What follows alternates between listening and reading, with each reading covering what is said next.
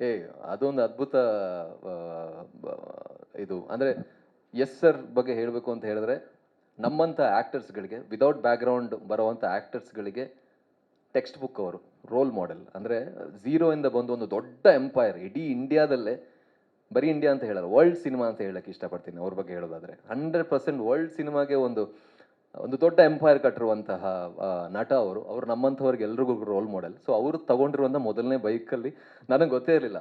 ನನಗೆ ಅಂದರೆ ಸಿನಿಮಾ ಮುಗಿದು ಇನ್ನು ಪ್ರಮೋಷನ್ ಶುರು ಆಗೋವರೆಗೂ ನನಗೆ ಗೊತ್ತಿರಲಿಲ್ಲ. ಅದೊಂದು ನಮ್ಮ ಡೈರೆಕ್ಟ್ರು ಒಳ್ಳೆ ಸ್ಪೈ ಏಜೆಂಟ್ ಥರ ಕೆಲಸ ಮಾಡಿದ್ದಾರೆ. ಅಂಥ ಒಂದು ಟಾಪ್ ಸೀಕ್ರೆಟ್ ಇಟ್ಟಿದ್ರು. ಬಟ್ ಹೇಳ್ತಾ ಇದ್ರು, ಸರ್ ಈ ಬೈಕಲ್ಲಿ ಏನೋ ಒಂದು ಸ್ಪೆಷಾಲಿಟಿ ಇದೆ, ಅದು ನಿಮ್ಗೆ ಗೊತ್ತಾಗತ್ತೆ. ನಾನು ಏನು CBZ ಓಕೆ, ನಾವು ಕಾಲೇಜಲ್ಲಿ ಇದ್ದಾಗ ನಾವು ತುಂಬ ಇಷ್ಟಪಡಿದಂಥ ಬೈಕು ಏನಿರ್ಬೋದು ಅಂತ ಅನ್ಕೋತಿದ್ದೆ. ಬಟ್ ಖುಷಿ ಇದೆ ಆ ಬೈಕಲ್ಲೇ ಒಂದು ಒಳ್ಳೆ ಅಂದರೆ ಇಡೀ ಸಿನಿಮಾದಲ್ಲಿ ನನಗೆ ಇಷ್ಟ ಆಗಿರುವಂಥ ಶಾಟ್, ಅದು ಒಂದು ಸ್ಟಂಟ್ ಎಲ್ಲ ಮಾಡಿದ್ದೀವಿ. ಸೊ ಖುಷಿ ಇದೆ, ಯಾವಾಗಲೂ ಮೆಮೊರಿ ಇಟ್ಕೋತೀನಿ. ಅಮ್ಮ ಅವ್ರ ಮನೆಗೆ ಹೋದಾಗ ನನಗೆ ಗೊತ್ತಿರಲಿಲ್ಲ ಅಲ್ಲ, ಶೂಟ್ ಉದ್ದಕ್ಕೂ ಗೊತ್ತಿರಲಿಲ್ಲ. ಗೊತ್ತಿದ್ದರೆ ನಾನು ಅದು ಬೈಕ್ ನಾನೇ ಇಟ್ಕೋತಾ ಇದ್ದೆ.